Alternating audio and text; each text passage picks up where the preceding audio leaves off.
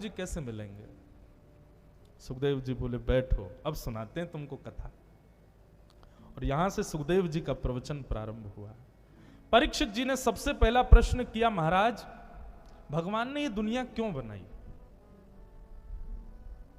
क्या कारण? अब आपको भागवत के विज्ञान में लेके चलें, श्रीमद् भागवत की साइंस जो कि हमने स्कूल में पढ़ी उससे बिल्कुल अलग है। ब्रह्मा जी यहां से प्रवचन करना प्रारंभ करते हैं। बोले भगवान अकेले हैं ब्रह्मांड में, एको हम। तब ठाकुर जी मन में विचार करते हैं, बहुश्याम, मैं बहुत होना चाहता हूं। तब नाभि से एक कमल उत्पन्न होता है, कमल पर ब्रह्मा।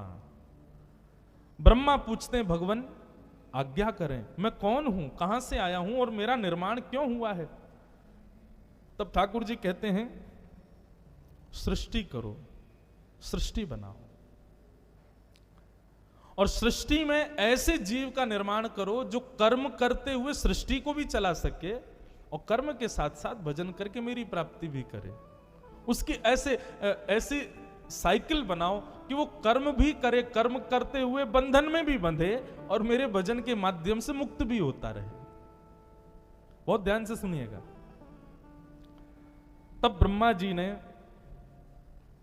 पृथ्वी पर सबसे पहले किनको बनाया? उद्भिद। उद्भिद किसको कहते हैं? जमीन फाड़ के पैदा होने वाले पेड़ पौधे वृक्ष आदि, इन सबको सबसे पहले बनाया। इनसे कर्म तो हो रहा है लेकिन भगवत भजन नहीं हो रहा है। यही प्रश्न बंधुओं विदुर जी ने मैत्री मुनि से किया, जो प्रश्न श्री सुखदेव जी से परीक्षित ने किया है। तो यहां दो संवाद एक साथ चल रहे हैं, विदुर मैत्री संवाद, परीक्षित सुखदेव संवाद।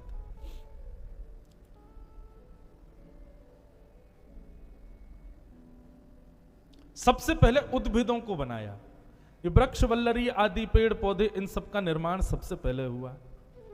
उसके बाद ब्रह्मा जी ने विचार किया कि भाई सृष्टि तो हो रही है लेकिन कर्म के निराकरण के लिए तो जीव बन गए लेकिन भजन करने वाले नहीं बने। तब उन्होंने सृष्टि का दूसरा रूप बनाना प्रारंभ किया और वे थे अंडज।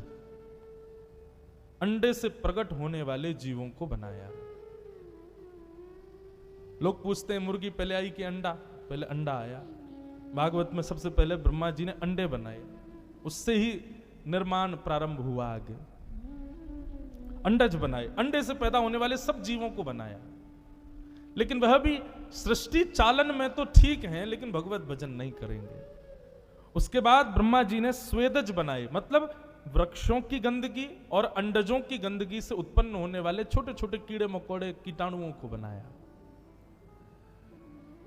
और अंत में जरायुज बनाए, जरा में लिपट करके पैदा होने वाले शेर, चीता, गाय, भैंस, जिब्रा, जिराफ, इन सबको बनाया।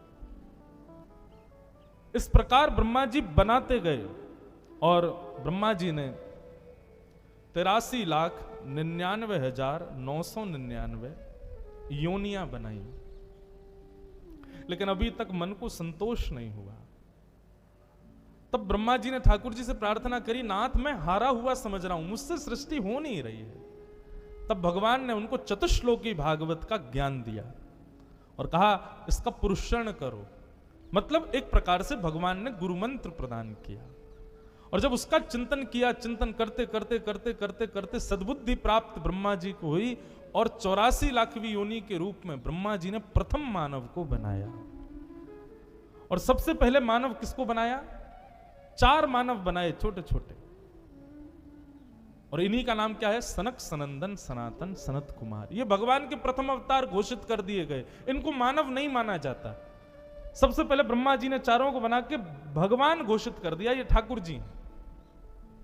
जैसे हर वस्तु हम ठाकुर जी को अर्पित करते हैं, पहली वस्तु, ऐसे ही ब्रह्मा जी ने जब देखा कि श्रेष्ठ सृष्टि अब हुई है तो चारों को भगवत रूप मान करके भगवान का प्रथम अवतार बता दिया।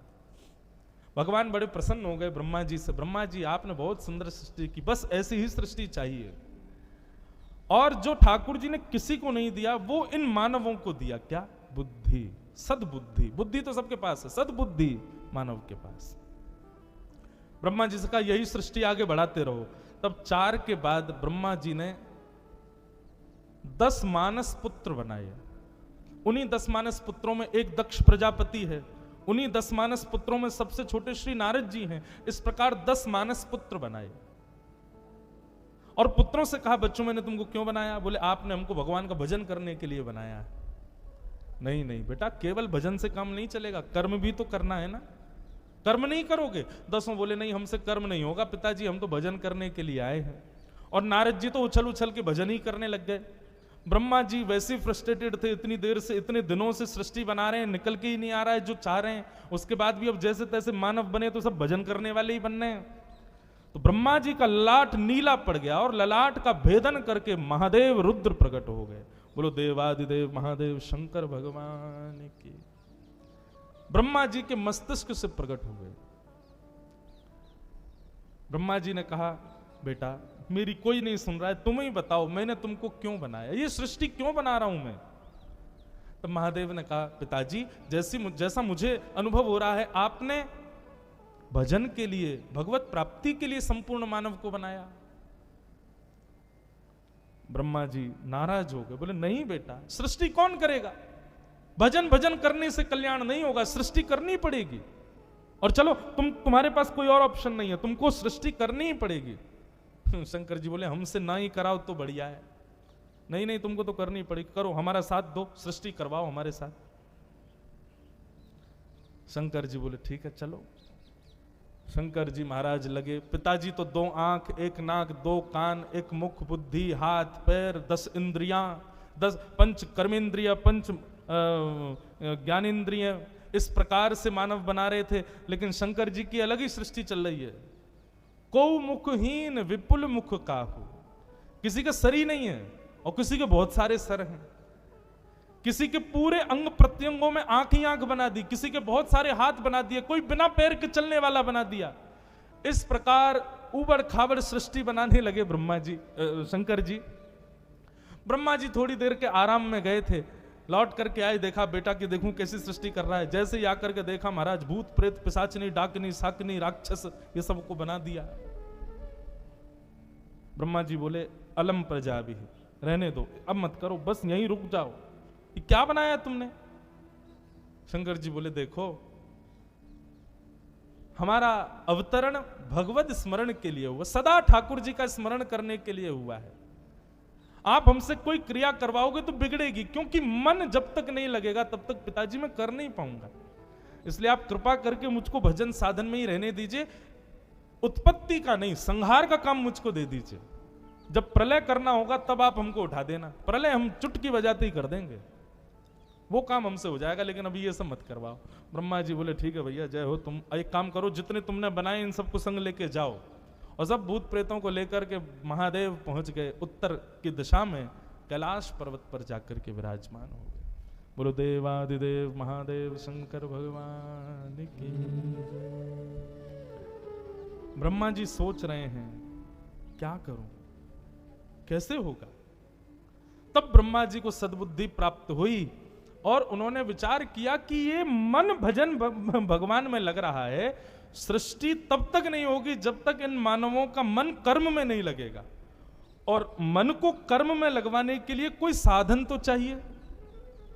तब ब्रह्मा जी ने अपने बाम अंग से शत्रुपा नाम की कन्या को प्रकट किया। अभी तक केवल पुरुष बनाए गए थे। बंधुओं, हमारी साइंस हमको पढ़ाती थी कि हम पहले बंदर थे, हम आदि मानव थे, धीरे धीरे धीरे हम लोग मानव बनते चले गए। हम वृंदावन के लोग आज भी प्रतीक्षा कर रहे हैं कि हमारे वृंदावन के बंदर कब मानव बनेंगे, कब बेचारे सुधरेंगे। आज तक तो बने नहीं। हम बानरों की संतान नहीं है, हम बानरों से मानव नहीं बने। श्रीमद् भागवत में स्पष्ट है, पृथ्वी पर आने वाले सबसे पहले मानव का नाम, आदि मानव का नाम, आदि मतलब प्रथम, आदि मानव का नाम है स्वयंभू मनु। इसीलिए हम मानव हैं, मनु की संतान। बाम अंग से शत्रुपा और दाहिने अंग से स्वयंभू मनु प्रकट किए ब्रह्मा जी ने। स्वयंभू मनु शत्रुपा को प्रकट करके ब्रह्मा जी बोले हाँ अब ठीक है, अब इस मानव को कर्म करने के लिए पत्नी है, यही इनको कर्म में लगाएगी, इसी से सृष्टि आगे बढ़ेगी और इसी से ही कर्म में व्यक्ति लगेगा। देखो कितनी विडंबना है, कहां पहले भजन करने वाले ही थे हम लोग, लेकिन जानबूझ के ठाकुर जी ने ऐसी सृष्टि करवाई कि हम कर्म में लगे, और फिर कर्म में लगना भी है, कर्म करना भी, और फिर उससे निकल के दोबारा भजन में ही लगना है। ठाकुर जी क्या खेल खेल रहे हैं पूरी सृष्टि के साथ, अद्भुत। स्वयं भूमनु शत्रुपा को बनाया और ब्रह्मा जी ने कहा जाओ जाकर के पृथ्वी पर आप लोग सृष्टि प्रारंभ करो। स्वयं भूमनु शत्रुपा जैसे ही पृथ्वी की ओर आने लगे, इतने में ही कश्यप ऋषि के बंधुओं 3 पत्नियां हैं, दिति, अदिति और धनु। अदिति के जो पुत्र हैं वो सब देवता हैं, दिति के जो पुत्र हैं वो दैत्य हैं, धनु के जो पुत्र हैं वो दानव हैं। पिता तीनों के एक ही हैं, कश्यप। तब दिति के पुत्र हिरण्याक्ष ने पृथ्वी का हरण कर लिया और हिरण्याक्ष पृथ्वी को लेकर के रसातल में चला गया। स्वयं भूमनु शत्रुपा ने आकर ब्रह्मा जी को बताया, बोले कि महाराज पृथ्वी तो कुछ है नहीं, वहां तो सब अंतर्ध्यान हो गया। ब्रह्मा जी चिंतित हो गए, इतनी मेहनत से पृथ्वी बनाई, कहां चली गई, कौन ले गया। चिंता करने लगे, चिंता करते हुए भगवत स्मरण किया, हाँ नाथ कहकर के पुकारा।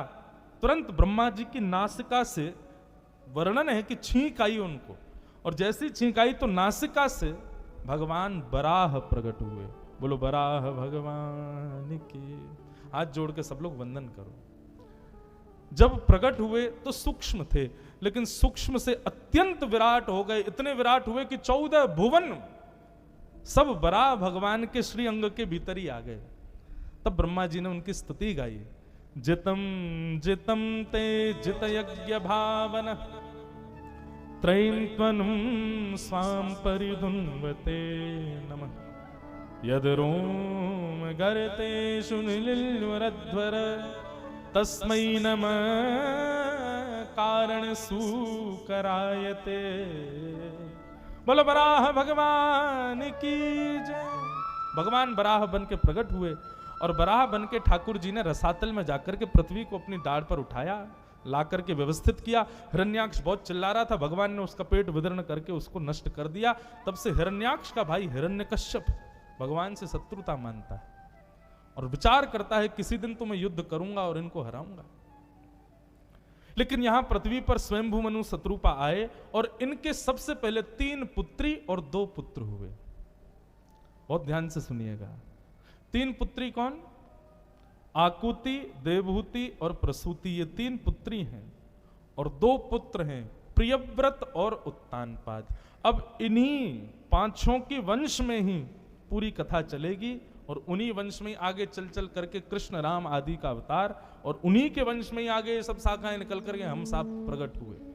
हमारे शास्त्र आज्ञा करते हैं बंधुओं कि यदि कोई व्यक्ति अपना गोत्र भूल जाए तो स्वयंभू मनु का नाम लेकर के यदि संकल्प कर ले तो उसका गोत्र पूर्ण माना जाता है, क्योंकि हमारे आदि मानव स्वयंभू मनु है।